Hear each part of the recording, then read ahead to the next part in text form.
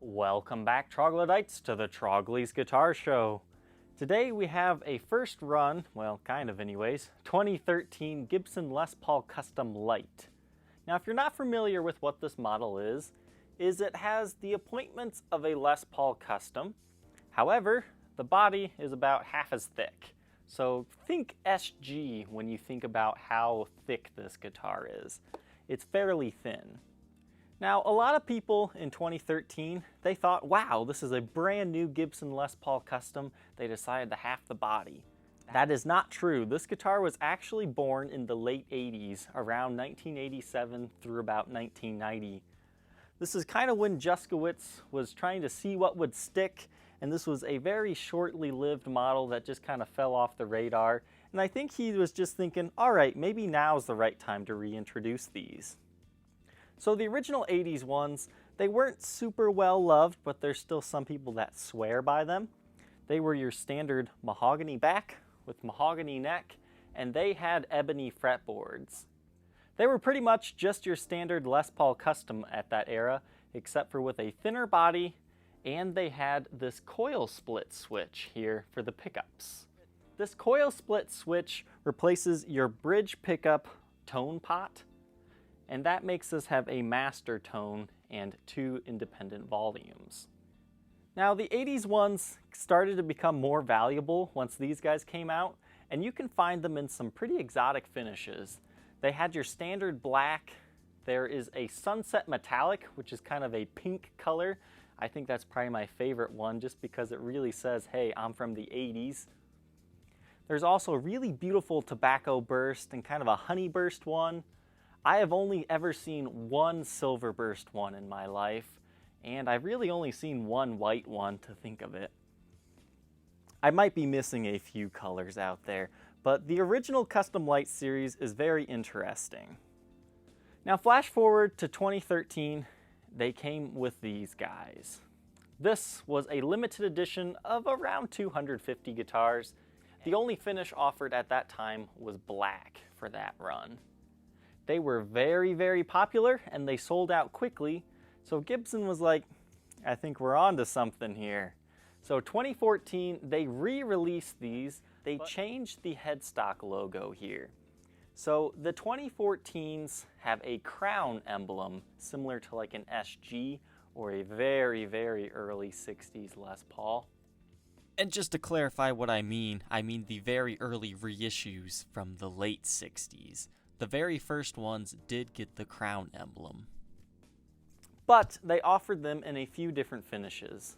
Yes, they still offered the black, but they also introduced white, wine red, and tobacco burst. Now, just from what I see on the market, black was probably the most popular. You see these all the time. White probably comes second. Wine red shows up often enough, but tobacco burst, for whatever reason, I have never been able to get one of those. There just doesn't seem to be that many out there.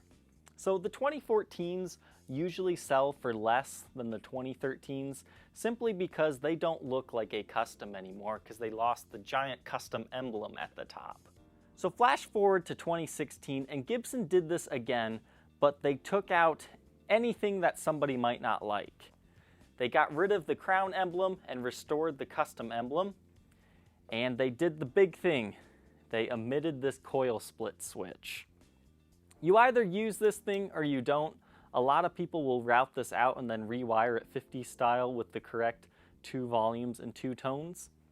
But in 2016, they did do that. So it's basically just like a Les Paul Custom made in the USA shop with a thin body.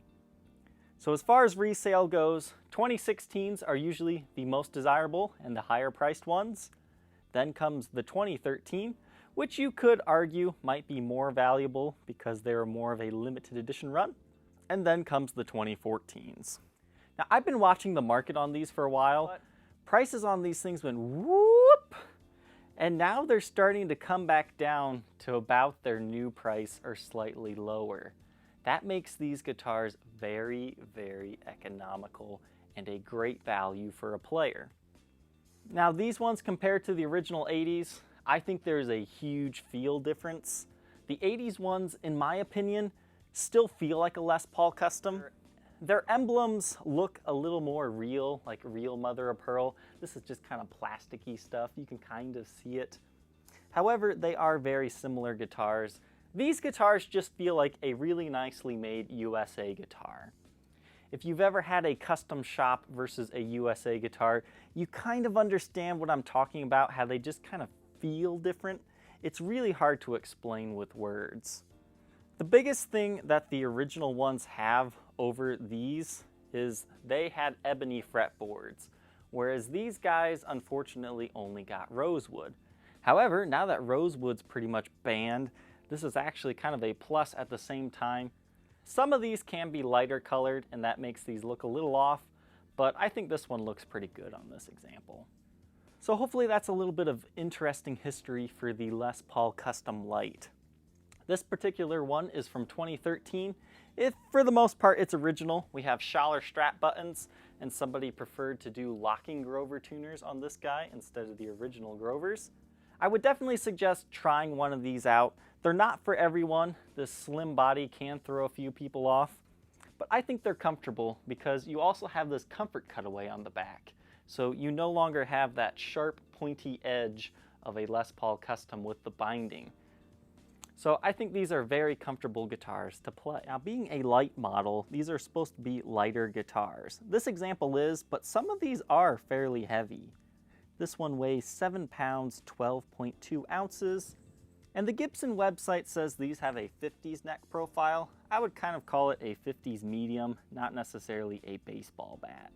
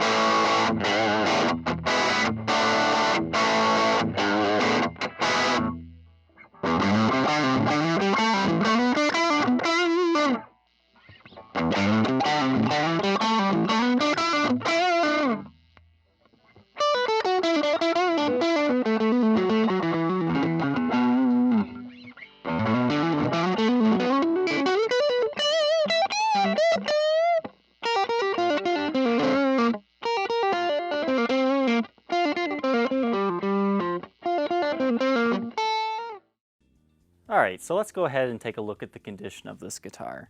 It's been played, but it does have some wear. Alright, the face of the headstock here, you can see you do have some scratches and it almost kind of looks like finish checking a little bit, but for the most part it does maintain a clean appearance. And along the edges of the neck there is some stand rash wear where it turned a kind of a yellow color and then you can see how it chipped right there. So it is a minor flaw, but it is there and visible when you're looking down at your guitar. The rosewood fretboard is in good shape. I think it's a good color for this Les Paul Custom because it's not overly bright, but I think a little bit more lemon oil treatment would really darken this one up even more. The frets do show some very minor wear and tear, but nothing you'll have to worry about for a while.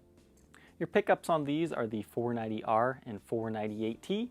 And again, they are coil splittable, so you can kind of get that single coil sound out of this guitar. Now, as with all black guitars, you're obviously going to have some polishing swirls and marks, because as soon as you touch a black guitar, they instantly have these scratches all over them. But I'm not seeing any major nicks or dings in the top. I mean, you can see here all these light ones and some scratches. But for the most part, I would say this thing's in pretty good shape. These custom lights still do offer your maple top and mahogany back with mahogany neck. These also have a Nashville styled bridge.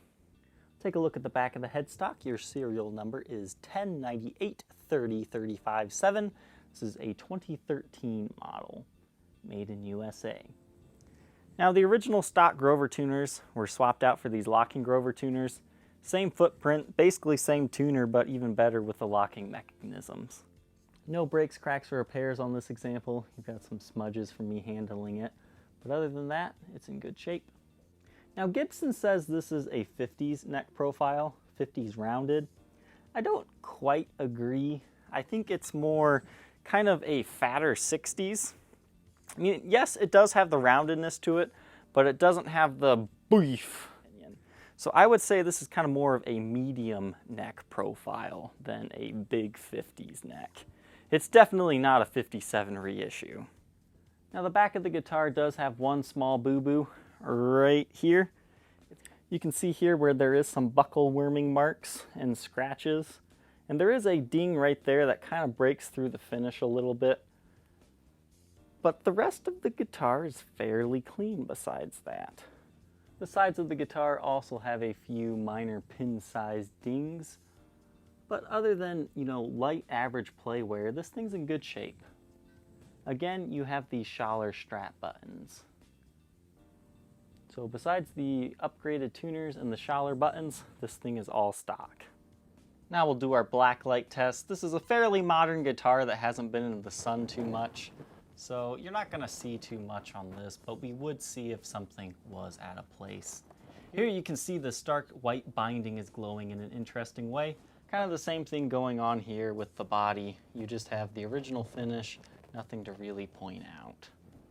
The back of the headstock is also in good shape with no finish touch-ups, just minor nicks and dings around the side, and none of the finish is really worn off the back of the neck or anything like that. Besides that one little ding right there, the guitar's back is in pretty good shape, minus some buckle worming marks. Same thing kind of goes for the sides of the guitar. So if you're looking for a lightly played version of one of these, I would say this condition would definitely please. This guitar does come with its original Gibson USA case. It's in pretty good shape overall. Not a lot of wear. You've got some light nicks and dings, scratches to it, but you still have all your latches. So that's 1, 2, 3, 4, and a 5th back latch, and a functioning attached handle. And the interior is a beautiful white color. It's not stained up or anything for the most part. Sometimes when you have dirty strings, it will stain the case up there. Inside the case lid compartment, you can see you have some of the original case candy as well. If you think you might be interested in owning this Gibson Custom Lite from 2013, feel free to contact me on my Facebook page, facebook.com/Troglys, Troglys. Thank you, Troglytes, for tuning in today. I hope you like, comment, and subscribe, and we will see you tomorrow. Take care.